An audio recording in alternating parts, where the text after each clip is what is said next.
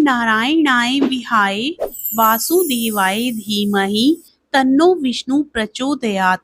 प्रेम से बोलिए बृहस्पति देव भगवान की जय। मित्रों, आज बृहस्पतिवार का दिन है और आज हम सुनेंगे संपूर्ण बृहस्पतिवार की व्रत कथा और आरती।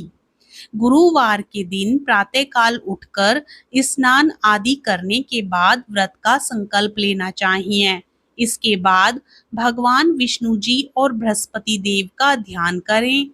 गुरुवार के दिन प्रभु नारायण को पीले वस्त्र, फूल, फल, मिठाई आदि चढ़ाएं। पूजा में केला और केले के पत्ते का उपयोग जरूर करें। इसके बाद गुरुवार व्रत की कथा को पढ़ें। गुरुवार व्रत की कथा के अनुसार वर्ष में एक प्रतापी और दानी राजा राज्य करता था। वह नित्य गरीबों और ब्राह्मणों की सहायता करता था। यह बात उसकी रानी को अच्छी नहीं लगती थी। वह ना ही गरीबों को दान देती, ना ही भगवान का पूजन करती थी और राजा को भी दान देने से मना किया करती थी। एक दिन राजा शिकार खेलने वन को गए हुए थे, तो रानी महल में अकेली थी। उसी समय बृहस्पति देव साधु वेश में राजा के महल में भिक्षा के लिए गए और भिक्षा मांगी। रानी ने भिक्षा देने से इनकार किया और कहा, हे साधु महाराज, मैं तो दान पुण्य से तंग आ गई हूँ। मेरे पति सारा धन लुटाते रहते हैं। मेरी इच्छा है कि हमारा सारा धन नष्ट हो जाए, फिर ना रहेगा बांस, ना बजेगी बांसुरी। साधु ने कहा, देवी तुम तो बड़ी ही विचित्र हो।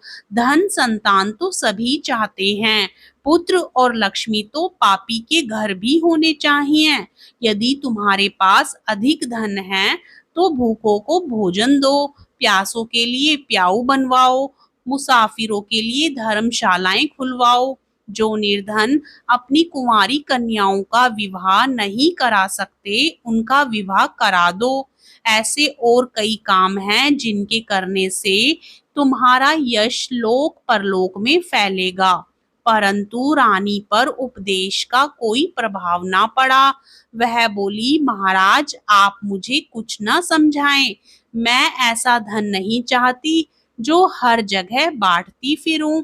साधु ने उत्तर दिया, यदि तुम्हारी ऐसी इच्छा है तो तथास्तु। तुम ऐसा करना कि बृहस्पतिवार को घर लीपकर पीली मिट्टी से अपना सिर धोकर स्नान करना, भट्टी चढ़ाकर कपड़े धोना। ऐसा करने से आपका सारा धन नष्ट हो जाएगा। इतना कहकर वह साधु महाराज वहां से आलोप हो गए।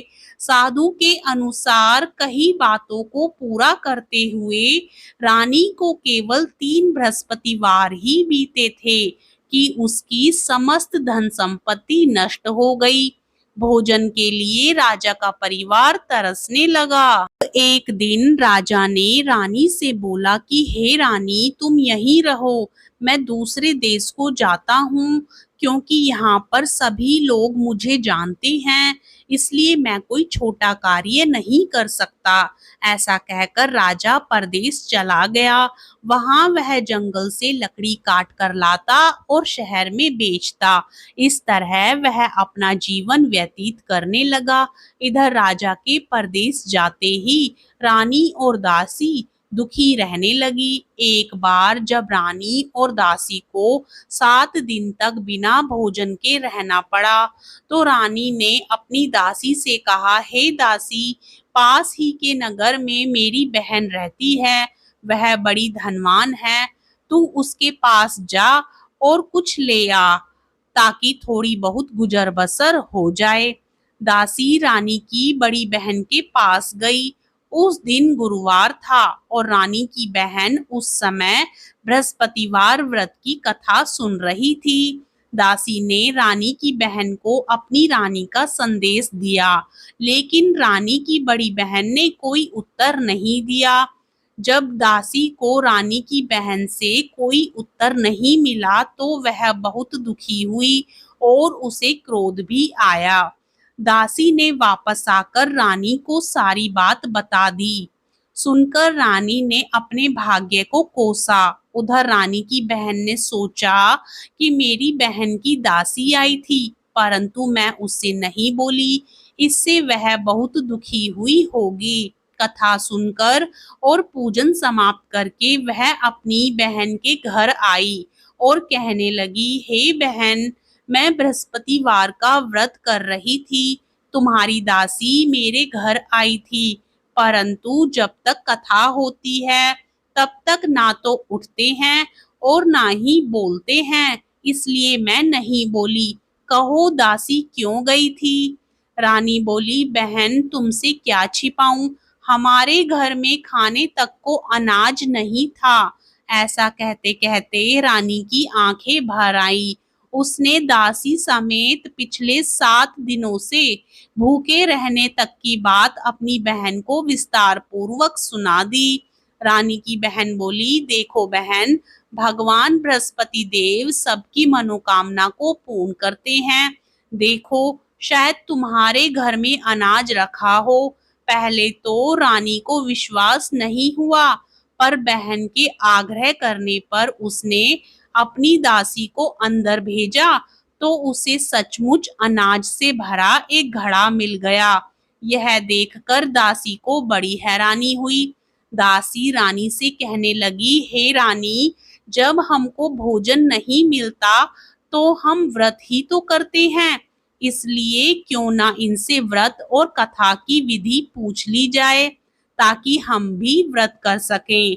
तब रानी ने अपनी बहन से बृहस्पतिवार व्रत के बारे में पूछा। उसकी बहन ने बताया, बृहस्पतिवार के व्रत में चने की दाल और मुनक्का से विष्णु भगवान का केले की जड़ में पूजन करें तथा दीपक जलाएं, व्रत कथा सुने और पीला भोजन ही करें, इससे बृहस्पति देव प्रसन्न होते हैं। व्रत और पूजन विधि बताकर रानी की बहन अपने घर को लौट गई। 7 दिन के बाद जब गुरुवार आया तो रानी और दासी ने व्रत रखा। गुड़साल में जाकर चना और गुड़ लेकर आई, फिर उससे केले की जड़ तथा विष्णु भगवान का पूजन किया। अब पीला भोजन कहाँ से आए, इस बात को लेकर दोनों बहुत दुखी थी। चूंकि उन्होंने व्रत रखा था, इसलिए बृहस्पति देव उनसे प्रसन्न थे। इसलिए बृहस्पति देव एक साधारण व्यक्ति का रूप धारण करके 2 थालों में सुंदर पीला भोजन दासी को दे गए। भोजन पाकर दासी प्रसन्न हुई और फिर रानी के साथ मिलकर भोजन ग्रहण किया। उसके बाद वे सभी गुरुवार को व्रत और पूजन करने लगी। बृहस्पति भगवान की कृपा से उनके पास फिर से धन संपत्ति आ गई, परंतु रानी फिर से पहले की तरह आलस्य करने लगी। तब दासी बोली, देखो रानी, तुम पहले भी इस प्रकार आलस्य करती थी, तुम्हें धन रखने में कष्ट होता था, इस कारण सभी धन नष्ट हो गया, और अब जब भगवान बृहस्पति देव की कृपा से धन मिला है तो तुम्हें फिर से आलस्य होता है। रानी को समझाते हुए दासी कहती है कि बड़ी मुसीबतों के बाद हमने यह धन पाया है, इसलिए हमें दान पुण्य करना चाहिए, भूखे मनुष्यों को भोजन कराना चाहिए और धन को शुभ कार्यों में खर्च करना चाहिए, जिससे तुम्हारे कुल का यश बढ़ेगा, स्वर्ग की प्राप्ति होगी और पितृ प्रसन्न होंगे। दासी की बात मानकर रानी अपना धन शुभ कार्यों में खर्च करने लगी, जिससे पूरे नगर में उसका यश फैलने लगा। उधर दूसरी तरफ एक दिन राजा दुखी होकर जंगल में एक पेड़ के नीचे आसन जमाकर बैठ गया। वह अपनी दशा को याद करके व्याकुल होने लगा। बृहस्पतिवार का दिन था। एकाएक उसने देखा कि निर्जन वन में एक साधु प्रकट हुए। वह साधु वेश में स्वयं बृहस्पति देवता थे। लकड़हारे के सामने आकर बोले, हे लकड़हारे, इस सुनसान जंगल में तू चिंतामग्न क्यों बैठा है? लकड़हारे ने दोनों हाथ जोड़कर प्रणाम किया और उत्तर दिया, महात्मा जी, आप सब कुछ जानते हैं, मैं क्या कहूँ? यह कहकर रोने लगा और साधु को अपनी आत्मकथा सुनाई। महात्मा जी ने कहा, तुम्हारी स्त्री ने बृहस्पतिवार के दिन बृहस्पति देव भगवान का निरादर किया है, जिसके कारण रुष्ट होकर उन्होंने तुम्हारी यह दशा कर दी। अब तुम चिंता को दूर करके मेरे कहने पर चलो, तो तुम्हारे सब कष्ट दूर हो जाएंगे और भगवान पहले से भी अधिक संपत्ति देंगे। तुम बृहस्पतिवार के दिन कथा किया करो। 2 पैसे के चने मुनक्का लाकर उसका प्रसाद बनाओ और शुद्ध जल से लोटे में शक्कर मिलाकर अमृत तैयार करो। कथा के पश्चात अपने सारे परिवार और सुनने वाले प्रेमियों में अमृत व प्रसाद बांटकर आप भी ग्रहण करो। ऐसा करने से भगवान तुम्हारी सब मनोकामनाएं पूरी करेंगे। साधु के ऐसे वचन सुनकर लकड़हारा बोला, हे प्रभो, मुझे लकड़ी बेचकर इतना पैसा नहीं मिलता जिससे भोजन के उपरांत कुछ बचा सकूं। मैंने रात्रि में अपनी स्त्री को व्याकुल देखा है। मेरे पास कुछ भी नहीं जिससे मैं उसकी खबर मंगा सकूं। साधु ने कहा, हे लकड़हारे, तुम किसी बात की चिंता मत करो। बृहस्पतिवार के दिन तुम रोजाना की तरह लकड़ियां लेकर शहर को जाओ। तुमको रोज से दुगना धन प्राप्त होगा, जिससे तुम भली भांति भोजन कर लोगे तथा बृहस्पति देव की पूजा का सामान भी आ जाएगा। इतना कहकर साधु अंतर ध्यान हो गए। धीरे धीरे समय व्यतीत होने पर फिर वही बृहस्पतिवार का दिन आया। लकड़हारा जंगल से लकड़ी काटकर किसी शहर में बेचने गया। उसे उस दिन और दिन से अधिक पैसा मिला। राजा ने चना, गुड़ आदि लाकर गुरुवार का व्रत किया। उस दिन से उसके सभी कलेश दूर हो गए। परंतु जब दोबारा गुरुवार का दिन आया तो बृहस्पतिवार का व्रत करना भूल गया। इस कारण बृहस्पति भगवान नाराज हो गए। उस दिन उस नगर के राजा ने विशाल यज्ञ का आयोजन किया तथा शहर में यह घोषणा करा दी कि कोई भी मनुष्य अपने घर में भोजन ना बनाए, ना आग जलाए। समस्त जनता मेरे यहाँ भोजन करने आए। इस आज्ञा को जो नहीं मानेगा उसे फांसी की सजा दी जाएगी। इस तरह की घोषणा संपूर्ण नगर में करवा दी गई। राजा की आज्ञा अनुसार शहर के सभी लोग भोजन करने गए, लेकिन लकड़हारा कुछ देर से पहुंचा, इसलिए राजा उसको अपने साथ घर लिवा ले गए और ले जाकर भोजन करा रहे थे तो रानी की दृष्टि उस खूंटी पर पड़ी जिस पर उसका हार लटका हुआ था। वह वहां पर दिखाई नहीं दिया। रानी ने निश्चय किया कि मेरा हार इस मनुष्य ने चुरा लिया है। उसी समय सिपाहियों को बुलाकर उसको कारागार में डलवा दिया। जब लकड़हारा कारागार में पड़ गया और बहुत दुखी होकर विचार करने लगा कि ना जाने कौन से पूर्व जन्म के कर्म से मुझे यह दुख प्राप्त हुआ है, और उसी साधु को याद करने लगा जो कि जंगल में मिला था। उसी समय तत्काल बृहस्पति देव साधु के रूप में प्रकट हुए और उसकी दशा को देखकर कहने लगे, अरे मूर्ख, तूने बृहस्पति देव की कथा नहीं करी, इस कारण तुझे दुख प्राप्त हुआ है। अब चिंता मत कर। बृहस्पतिवार के दिन कारागार के दरवाजे पर 4 पैसे पड़े मिलेंगे, उनसे तू बृहस्पति देव की पूजा करना, तेरे सभी कष्ट दूर हो जाएंगे। बृहस्पतिवार के दिन उसे 4 पैसे मिले। लकड़हारे ने कथा कही। उसी रात्रि को बृहस्पति देव ने उस नगर के राजा को स्वप्न में कहा, हे राजा, तूने जिस आदमी को कारागार में बंद कर दिया है वह निर्दोष है, वह राजा है, उसे छोड़ देना। रानी का हार उसी खूंटी पर लटका है।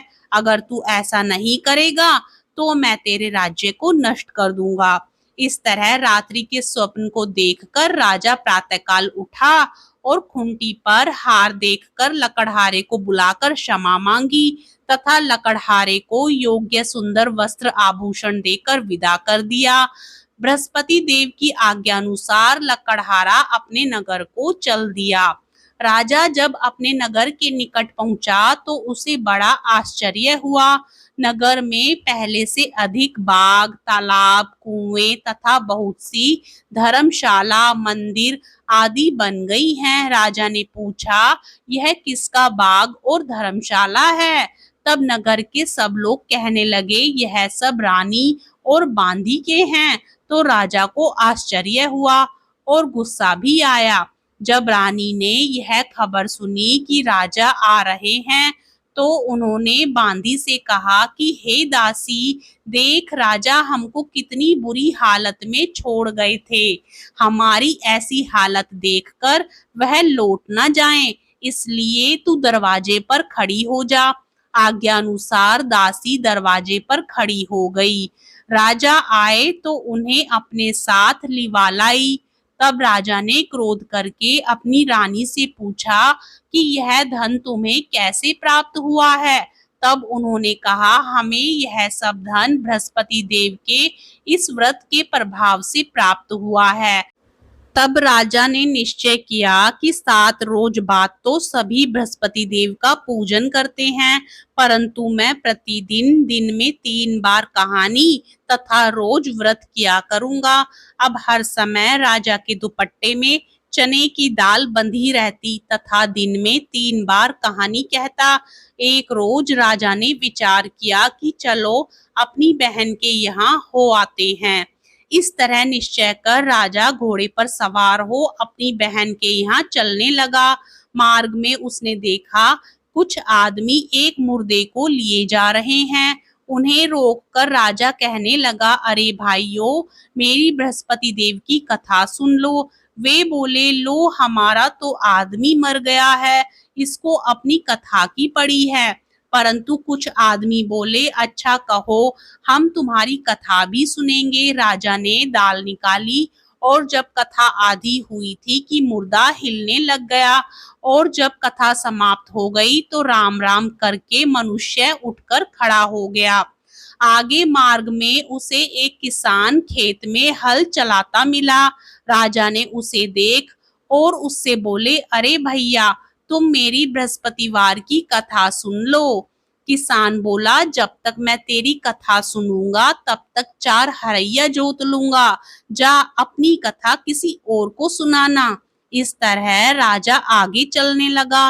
राजा के हटते ही बैल पछाड़ खाकर गिर गए तथा किसान के पेट में बड़ी जोर का दर्द होने लगा। उसी समय उसकी माँ रोटी लेकर आई। उसने जब यह देखा तो अपने पुत्र से सब हाल पूछा और बेटे ने सभी हाल कह दिया। तो बुढ़िया दौड़ी दौड़ी उस घुड़सवार के पास गई और उससे बोली कि मैं तेरी कथा सुनूंगी, तू अपनी कथा मेरे खेत पर चलकर ही कहना। राजा ने बुढ़िया के खेत पर जाकर कथा कही, जिसके सुनते ही वह बैल उठ खड़े हुए तथा किसान के पेट का दर्द भी बंद हो गया। राजा अपनी बहन के घर पहुंचा। बहन ने भाई की खूब मेहमानी की। दूसरे रोज प्रातःकाल राजा जागा तो वह देखने लगा कि सब लोग भोजन कर रहे हैं। राजा ने अपनी बहन से कहा, ऐसा कोई मनुष्य है जिसने भोजन नहीं किया हो? मेरी बृहस्पतिवार की कथा सुन ले। बहन बोली, हे भैया, यह देश ऐसा ही है कि पहले यहाँ लोग भोजन करते हैं, बाद में अन्य काम करते हैं। अगर कोई पड़ोस में हो तो देख आती हूँ। वह ऐसा कहकर देखने चली गई, परंतु उसे कोई ऐसा व्यक्ति नहीं मिला जिसने भोजन ना किया हो। अतः वह एक कुम्हार के घर गई जिसका लड़का बीमार था। उसे मालूम हुआ कि उनके यहाँ 3 रोज से किसी ने भोजन नहीं किया है। रानी ने अपने भाई की कथा सुनने के लिए कुम्हार से कहा। वह तैयार हो गया। राजा ने जाकर बृहस्पतिवार की कथा कही, जिसको सुनकर उसका लड़का ठीक हो गया। अब तो राजा की प्रशंसा होने लगी। एक रोज राजा ने अपनी बहन से कहा कि हे बहन, हम अपने घर को जाएंगे, तुम भी तैयार हो जाओ। राजा की बहन ने अपनी सास से कहा। सास ने कहा, हाँ चली जा, परंतु अपने लड़कों को मत ले जाना, क्योंकि तेरे भाई के कोई औलाद नहीं है। बहन ने अपने भैया से कहा, हे भैया, मैं तो चलूंगी पर कोई बालक नहीं जाएगा। राजा बोला, जब कोई बालक नहीं चलेगा तब तुम ही क्या करोगी।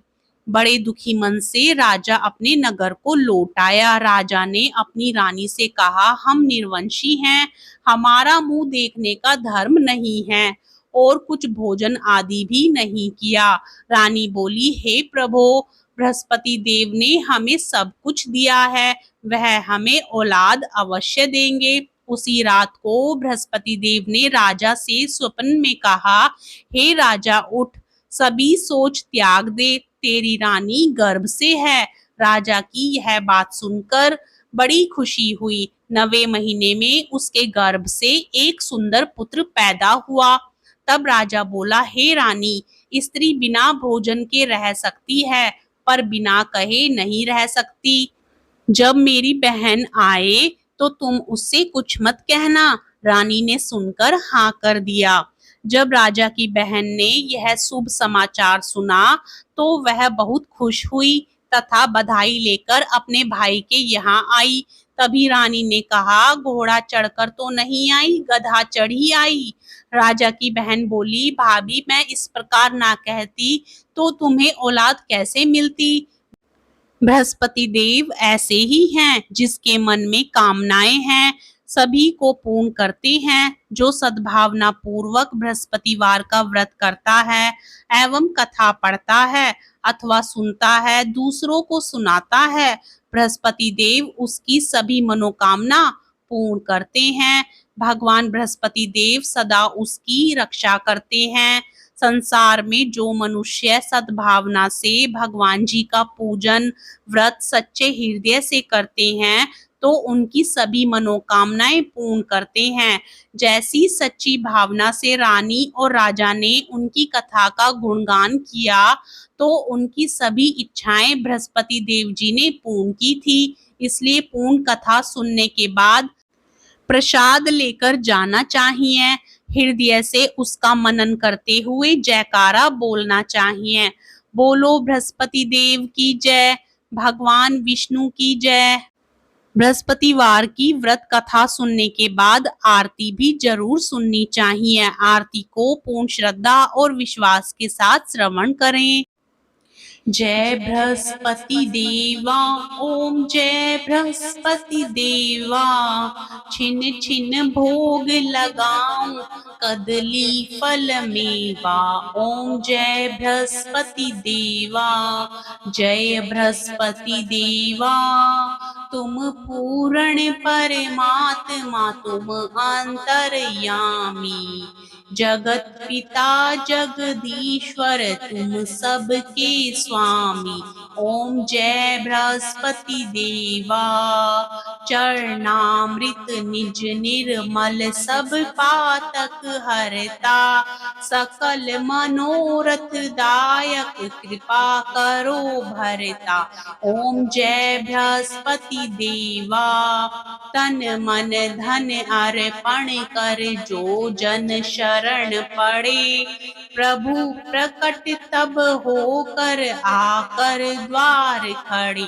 ओम जय बृहस्पति देवा, दीन दयाल दयानिधि, भक्तन हितकारी, पाप दोष सब हरता, भव बंधन हारी।